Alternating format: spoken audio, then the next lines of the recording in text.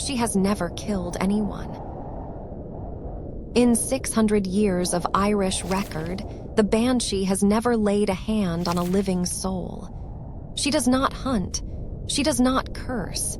She has no interest in your door.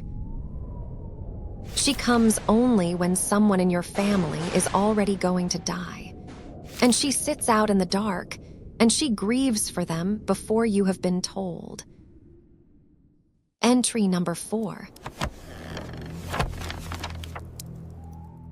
Her name is not a description. It is an address. Banshee. In Irish, the woman of the fairy mound, the sídhe, the hollow hills where the old gods were said to have gone when they stopped being gods. She is not a demon. She is not a ghost. She is one of the oldest inhabitants of Ireland, and her one remaining office is grief. And she does not grieve for everyone. This is the strangest rule in the whole legend. The Banshee does not follow a place. She follows a bloodline. The old accounts name 5 great houses she attends: the O'Neills, the O'Briens, the O'Connors, the O'Gradys, and the Kavanaghs. Families of the oldest Irish stock. Over centuries of marriages, the list widened, until half the island could claim her, but the principle never changed. She is inherited. She belongs to a family the way a name does. The O'Brien's Banshee even has a name of her own. Aibell, who is said to keep 25 others beneath her, and who was heard at Clontarf 1,000 years ago, when the sons of that house went into a battle they would not come back from. So how do you know when she has come? You do not see her first. You hear her. And the sound is the thing every account agrees on, and the thing every account struggles to describe. It is not a scream. A scream would be simpler. It is a keen, a high, rising, broken lament, somewhere between singing and weeping, that starts thin and climbs and then falls away and starts again. It carries further than a human voice should. It comes from just beyond the window or the edge of the field, or down by the running water where nobody is standing. Dogs will not answer it.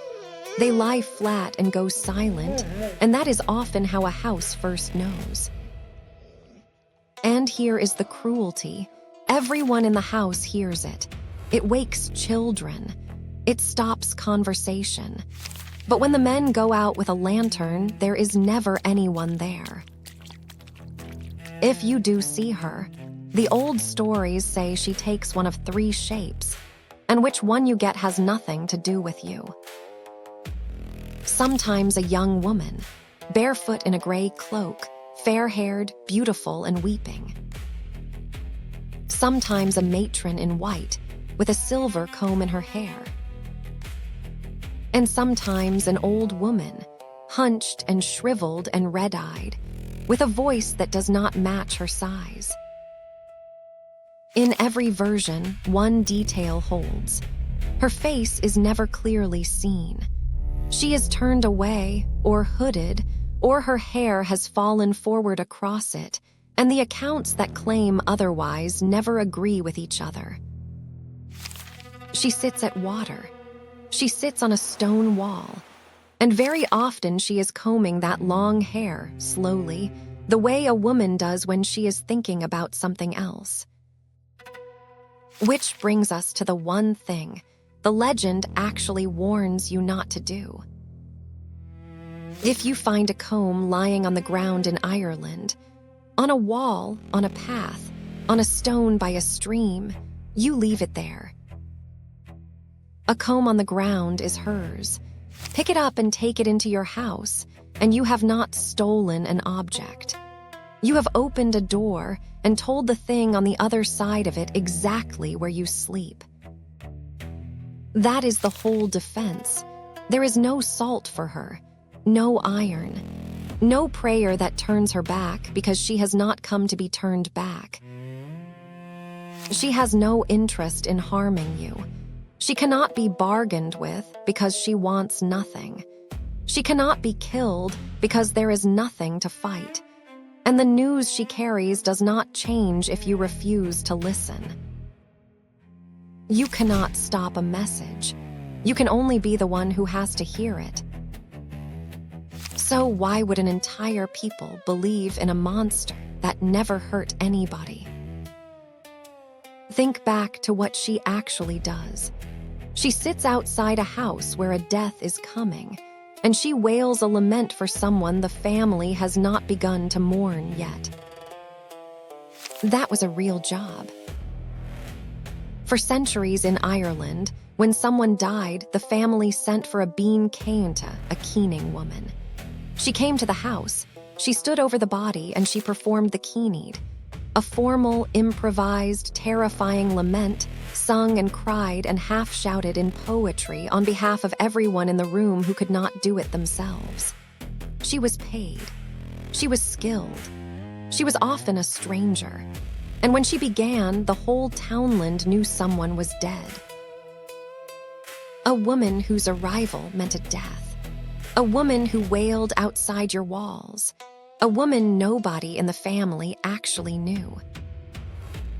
Then the church came for her. Synod after synod condemned the keening. Tuam, Armagh, Dublin through the 1600s and on into the 1800s. Priests refused to attend wakes where women keened. It was called pagan, indecent, a disgrace at a Christian grave. And slowly, over 300 years, the keening women were shamed out of the room. By the 1950s, the tradition was effectively gone. The last of them died without passing it on. And that is the real horror of this entry. Ireland did not invent a monster that wails outside the houses of the dying. Ireland had women who did that, and then silenced them. The Banshee is what was left over, the keen that outlived the keeners, a profession that became a ghost. So when the old people said the family Banshee still cries at night, and no one is there, they were, in a way, exactly right. There is nobody there anymore. Entry number 4. The Banshee. The mourner. Domain, the household. Region, Ireland. Class, omen, death messenger. Prays on. No one she announces she does not take. Danger, 1 out of 5, uncanny. Weakness, none, there is nothing to fight. The rule, never carry home a comb you found on the ground. The entry is recorded. The bestiary closes.